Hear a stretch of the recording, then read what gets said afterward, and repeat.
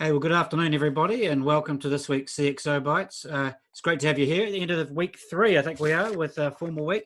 This is our weekly video podcast where we're talking to we're talking to leaders about just general leadership and how they're going during this time.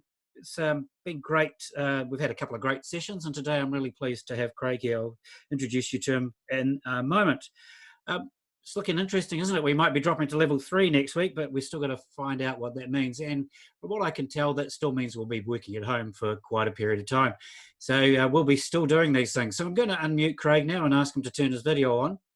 And I'll introduce you to Craig Hudson. Craig is, he took part in our first meeting with the CXOs actually at Westpac. What was that, 2 years ago? 2 years ago, yeah. It was, yes. We won't talk about how poorly organised I worked with that one, but we'll go on from there. You got a really interesting background, and we'll talk to you about that in a moment. So welcome, Craig. Thanks, Craig. Awesome to be here. I could probably almost go to my window and wave at you. You're that close, but not quite. I haven't Not quite quite, walked past your house on my walk around the block. But yeah, we live both in the same area. Just before we get started, what we've done each time is just ask people how their home setup is and how they're actually setting their home. You look like you're outside. So my setup is actually on the deck. So I have 4 kids.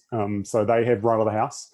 And it's the first day of me working from home was an interesting one where 2 of my children had music lessons dialing in through Zoom. And one of them learns the saxophone. So it's relatively difficult to be able to get any Zoom calls done while they're on the saxophone. So I hid out on the deck, and it's actually been okay. Getting a little bit chilly now, so making sure that I'm more appropriately dressed. But I've currently got my laptop sitting on top of a bar leaner with a box to make sure that I've got a good standing desk. It's been really interesting talking to different people about how they've got their setups and also the different tools that you're using. And so next week we're doing a little bit of work around that as well. Hey, look, let's get into it. Thanks for joining us. People who are on the call will know how this works. There's a chat box, there's Q&A, and you are more than welcome to give us some questions and answers as we go. We are recording this session, so it will be available afterwards, and we'll give you the heads up on that, and you can share it with other people as well. Craig, why don't you start? We've asked people to give us a bit of background about how you got to this point, what your leadership journey's been, and you and I know each other quite well. I know you've got quite an interesting story and goes back to being, of all things, a professional rugby player.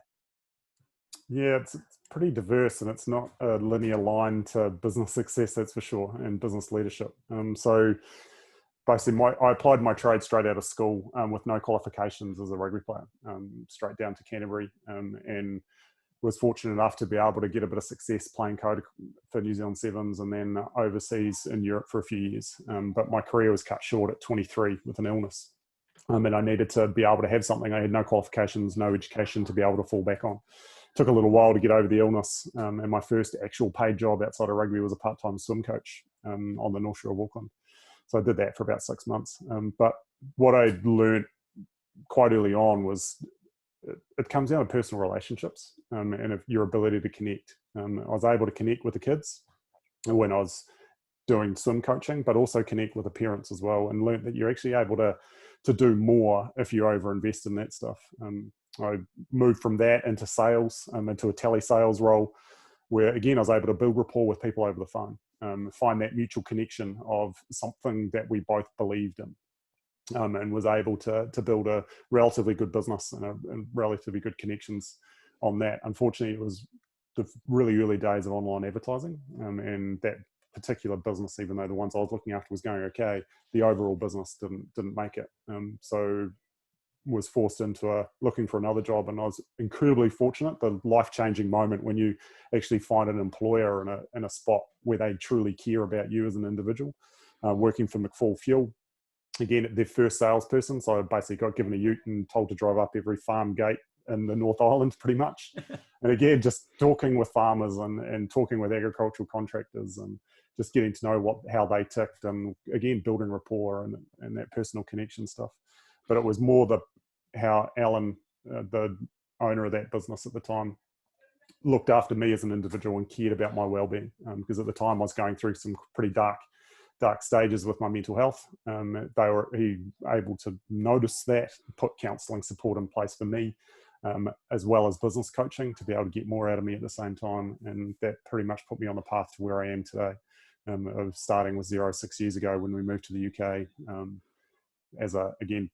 Went from managing 60 people in full fuel to none, being on the phone, which was awesome, to be fair, but it was an adventure to go to the UK, and then worked my way up within Xero 2.5, 3 years ago now, moved home to take over the New Zealand business. So it's been a pretty fast rise in Xero, but it's not like I was coming from nothing beforehand, having built a $100 million business with McFalls. Yep, I told everybody you had an interesting background. Yeah, there's lots in there, mate. Yeah. Well, yeah, we could unpack a lot in there without even going to the other questions. Yeah. Just one of the interesting things we've asked people is just thinking back on that journey. I mean, there's obviously a lot of good things you did, otherwise you wouldn't have got to where you've got to now. But can you think of something in your journey in the past on reflection that you probably would have done differently, and how did that change the way you do things today? Yeah, 100%. So we could go back into the McFalls environment. That's a traditional family SME business with long-term employees. I was the young kid brought into the leadership team. The office administrator had been there for 25 years. Logistic manager had been there for 18 years. And I was trying to drive change and drive way too fast. So I learned that actually if I push too hard, that brick wall goes up, and the adverse effect of change and change reaction is fierce. And it takes around 6 months to then come back and have another conversation again. So actually trying to figure out, well, how do I have that conversation of change, but make it their choice, rather than feel like I'm inflicting pain on them all the time. So and that took me a good 18 months, 2 years to be able to figure out how I could do that, but ultimately got them on board, and we're able to completely digitize that business from faxing run sheets and handwritten amounts onto full end-to-end digital solution. So a heck of a lot of pain, but I learned that once that brick wall's up, it takes a bloody long time to be able to come back. Yeah, I think I've had some of those moments in my journey as well. And you look back on them and you sort of wonder, what the hell was I doing, or what was I thinking about at the time? Then you got to learn from it, right? Yeah, and I've learned stuff every day almost at the moment, particularly in the new environment of COVID, but it's your ability to be able to learn and then change. And if you see things but don't actually then change on the back of it, then that's on you. And we all need to be willing to be able to be reflective of, well, how could I have done that better? And that's one thing I'm probably more guilty of than anything, is I get inside my own head too much and overthink things a lot around conversations that could have happened. But it's my way of learning and embedding that without testing on live humans. Yeah. Hey, look, let's tease that out a little bit, because the question I want to ask you is around authenticity and authentic leadership. Yep. And I know, following you online and knowing you personally, and you mentioned it before too about mental health issues. You know, you take a strong leadership position on mental health and leadership. Do you want to just unpack that a little bit about what you think authenticity means in being a leader? Yeah, so there's quite a movement to the term vulnerability at the moment, and vulnerable leadership. Brené Brown, classic example of that. But for me, it's just been real. And if you're able to connect with people around you in an authentic, meaningful way, then you get more out of them. They're able to bring their true self to work. The psychological safety for me is paramount. If I know what's going on in your world, then as a team, we can ebb and flow and protect others within the team, because they're not firing at 100% at that particular moment. If you don't know what's going on with your team, then you've got no ability to be able to apply pressure. You might do it at the completely wrong time because they've got stuff going on at home that you've got no idea about it. But the old adage of leaving your baggage at the front door when you come to work is gone. We all have our own baggage, and the crap that we carry around with us, the business that my wife and I have started, is always more to the story, because ultimately there is always more to the story, and you need to be able to be authentic yourself as a leader to then get that mirrored back to you with your people. Just how do you think, you did just talk there a bit about you get more out of people, so just can you tease that out a little bit more, just so you see that being real and transparent and authentic with people will enable them to be better people, but also to be better employees? Yeah, the heart of innovation comes from safety. If you want to empower people, they have to feel safe. Because if they don't feel safe, they're not going to put their hand up and say, "Yeah, I'll do that. I'll have a crack at that," even because they've seen someone else get fired for making an error, for instance, as the worst case example. But if you're able to create that environment and challenge them to be more of who they are, then you're also able to see where their strengths are more authentically and move them into different seats to get more out of them at the same time. And I've done that a number of times since I've been back here at Xero as well. I'm going to ask you a question that we didn't talk about beforehand, but is related to this now. Then, what about if you are a young upcoming leader, and you find yourself in a position where you don't feel it's safe or you don't feel able to contribute? How do you think how they should develop in that point? See where I'm going? Yeah, no, absolutely. So there's been moments of my career where I 100% haven't felt safe with the leader that I've had. So didn't feel that I could share what's going on, or wanted to hide things because of the stigma or fear of retribution that might come for me talking my mind, or telling people where I was at, particularly with the mental health stuff as well. But the actual reality is nowhere near as bad as our thoughts. So being able to be brave is imperative to be able to come up and talk around it with people. And it scares the crap out of me talking about it with people sometimes, but then you just get the flood of positive affirmation that comes back. And as a leader, young leader, it absolutely comes down to you being brave enough to have these hard conversations, and you will find your tribe. And if you've got a traditional business leader that's back in the 60s that doesn't get it, then unfortunately, I'm going to challenge you to go and find someone who does, because there is organizations that will love you for who you are, and you should have the right, everybody has the right to feel safe, secure, and loved and supported to be the best people they can at work. Yeah, that's so cool. Just want to remind people that are on the call that, if you've got questions for Craig, chuck them into the Q&A section, and we'll put them. I'll put them through to him.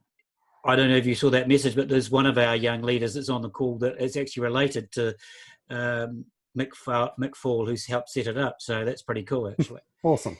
Yeah. What do you look for in a leader, and how do people? Yeah, let's just tease that little question out. What are you looking for? Yeah, so there's two parts of leadership, right? There's functional expertise, and you can teach that. So you can definitely be able to go, right, I'm going to put you into a leadership position because you're a functional expert within that. But I look for the overall team cohesion. So we use a tool called Office Vibe, which manages everything. Randomly, every 2 weeks, we get a number of questions that come through to the staff. We also use DISC profiling as well, which I'm not a huge fan of, because I can be whoever you want me to be, ultimately, to be able to do what I need to do. And that's ultimately what we need as a leader. You need to be able to change your tact and position depending on who's in front of you too. But it does help understand who's in front of you. The main thing that I look for in a leader is their ability to ask questions, and their ability to grasp concepts and then articulate that in a way to others. Because a leadership opportunity is your ability to be able to bring others with you. And if you're able to articulate and take people on a journey, then you're on a trajectory to a higher position within any organization, let alone the one that I'm in. Yeah, really good point.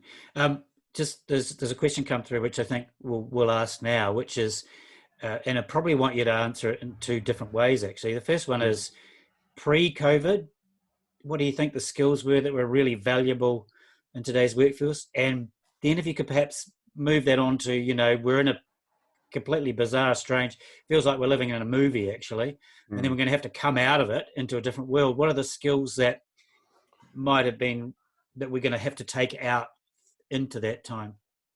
Okay. I think I can actually join those two things together, Craig, because I think post-COVID is putting a microscope on those particular skills that I think are even more important now. If you look at our environment, it's pretty fast paced, a heck of a lot of collaboration, agile work, flexible working, and being able to work on multiple things at one time.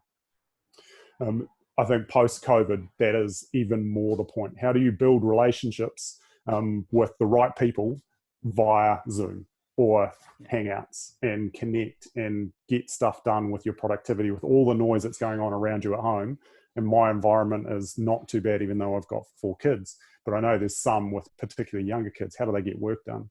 But your ability to be able to articulate exactly what's going on, connect with people, because that's what organizations are all about, and be agile and fast-paced at making decisions, I think it's going to be the next best thing coming out of COVID, because we don't know. Well, I don't even know what tomorrow looks like.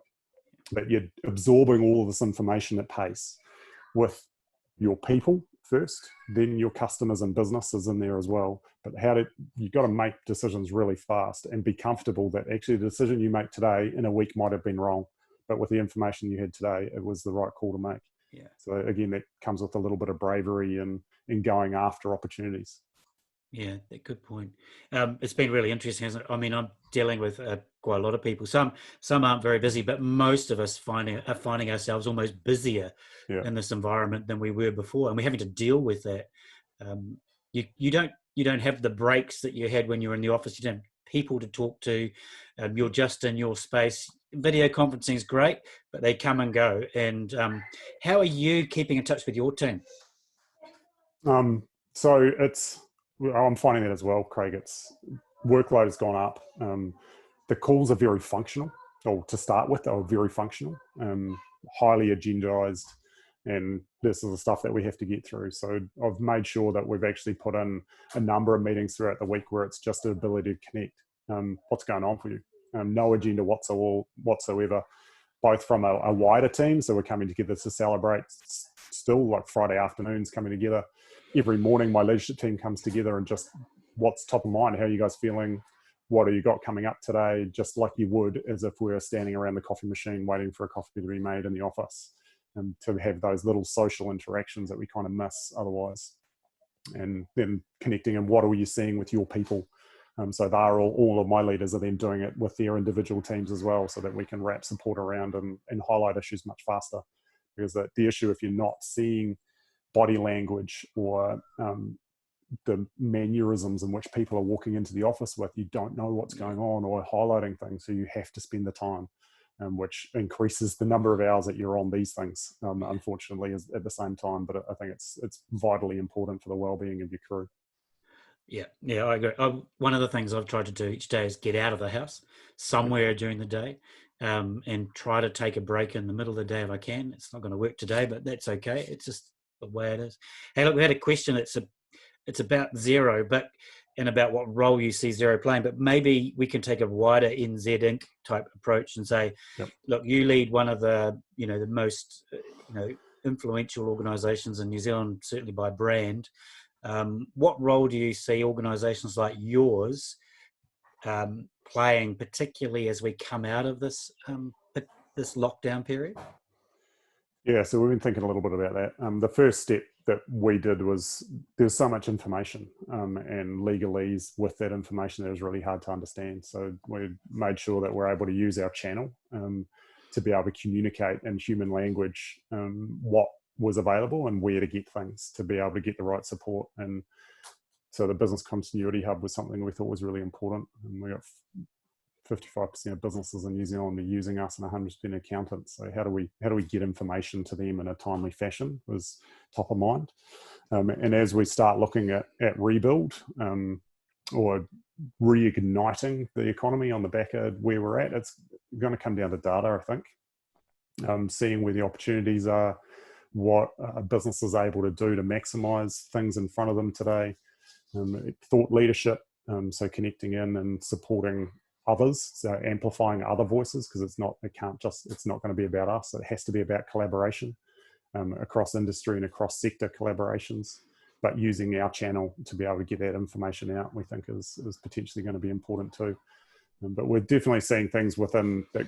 I'm connecting with government on a very regular basis at the moment of what they're going through and trying to get information. with looking at our data of how can we add insights so that they can be making the right decisions at the right time. Having an aggregated view of that I think is relatively important. Yep, we've sort of taken the same approach. It's what can we get out there to help people? We've launched a resource centre on working from home, which people can go to. And today we haven't told our members yet, but there's a new page up on our website. Media release went out this morning on 5G. And while you might think about, well, what's 5G got to do with where we are at the moment? Well, actually, it's going to happen. It's going to come. We've got to keep moving on and thinking about it. And the other thing is there's some idiots around the countryside that think that torching mobile towers is a good thing or a good protest at the moment because they think 5G is causing COVID. Sorry, I shouldn't. Even the Prime Minister agrees with me. It's not. Look, I realise time's running out, so let's just come back to a couple of personal things, if you don't mind. You know, a lot of people who will watch this will be a young. When I say young, they're younger than us, leaders in their 20s or so, people who are, you know, for the first time in their life, they're being physically isolated and having to do 3 or 4 weeks on their own. And I'm surprised the number of people I talk to who are actually working at home with nobody else there.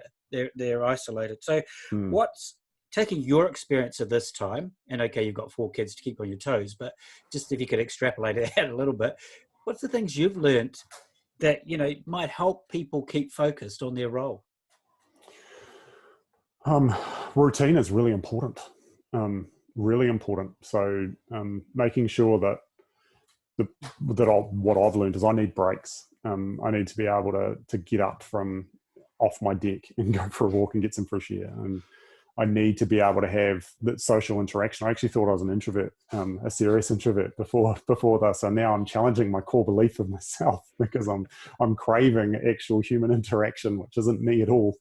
I'm even talking to random people on the street from 2 meters away, which I've never done before. But it's for me, that's the personal view that I have.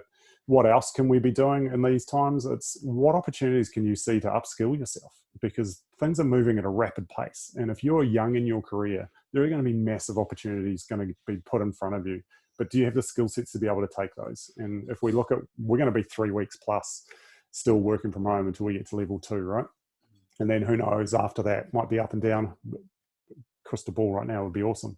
But digitization of the economy is imperative to our survival, because if you're not digitally connected now, you're totally unplugged from everything. You've got no idea what's going on in your business. You've got no idea what's happening outside of your business either. So moving an entire economy to digital, if you're young, you have a massive advantage to be able to upskill on what that digitization of the economy might be and how you might play a part in that for your own organization.